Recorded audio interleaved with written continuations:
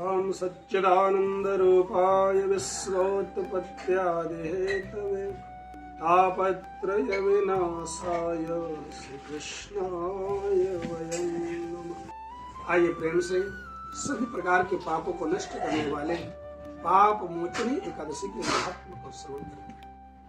युधिष्ठिर ने पूछा, प्रभु चैत्र मास के कृष्ण पक्ष में एकादशी का क्या नाम है, कृपया बताने की कृपा कीजिए। भगवान श्री कृष्ण कहते हैं, राजेंद्र, इस विषय में एक पापनाशक उपाख्यान सुनाऊंगा जिसे चक्रवर्ती नरेश मानधाता के पूछने पर महर्षि लोमस ने कहा था। मानधाता बोले, भगवान, मैं लोगों की हित की कल इच्छा से सुनना चाहता हूँ कि चैत्र मास के कृष्ण पक्ष में किस नाम की एकादशी होती है, उसकी क्या विधि है, उसमें उसको करने से किस फल की प्राप्ति होती है, आप कृपा करके हमको बताइए। लोमस ने कहा, राजन, पूर्व काल की बात है, अप्सराओं से सेवित चैतरथ नामक वन में जहाँ गंधर्वों की कन्याएं अपने किन्नरों के साथ बाजे बजाते हुए विहार करती हैं, वहाँ मंजुघोषा नामक अप्सरा मुनिवर मेधावी को मोहित करने के लिए गई थी। वो महर्षि उसी वन में रहकर ब्रह्मचर्य का पालन करते थे। मंजुघोषा मुनि के वही से आश्रम से एक कोस दूरी ठहर गई और सुंदर ढंग से वीणा बजाती हुई सुंदर गीत गाने लगी। मुनिश्रेष्ठ मेधावी घूमते घूमते उधर जा निकले।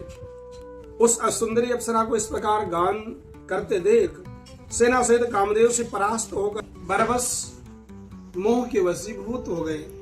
मुनि की ऐसी अवस्था देखकर मंजुघोषा उनके समीप आई और वीणा नीचे रखकर उनका आलिंगन किया।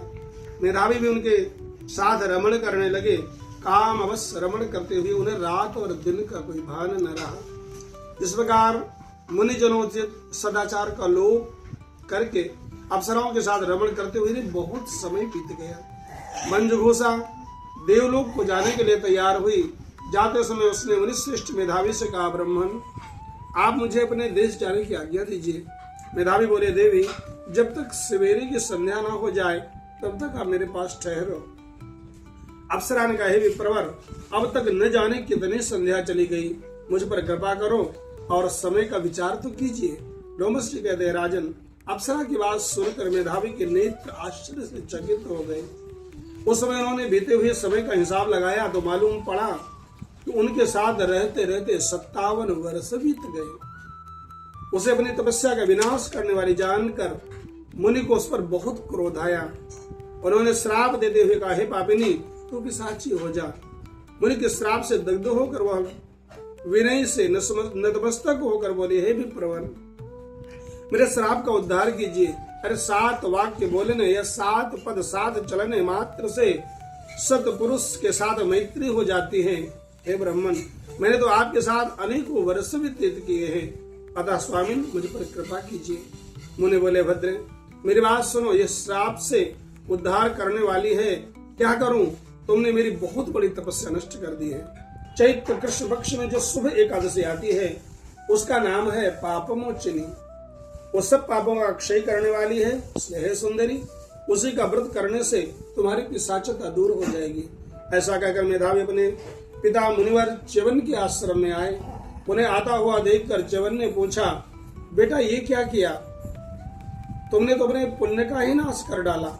मेधावी बोले, पिताजी, मैंने अप्सरा के साथ रमण करने का पातक किया है। ऐसा कोई प्रायश्चित बताइए जिससे पापों का नाश हो सके। तो च्यवन ने कहा, बेटा, चैत्र कृष्ण पक्ष में जो पाप मोचनी नाम की एकादशी होती है उसका व्रत करके सब पाप राशि का विनाश हो जाएगा। पिता का यह वचन सुनकर मेधावी ने उस व्रत का अनुष्ठान किया। उससे उनके सारे पाप नष्ट हो गए और वो पुनः तपस्या से परिपूर्ण हो गए। इसी प्रकार मंजुघोषा ने भी उत्तम व्रत का पालन किया।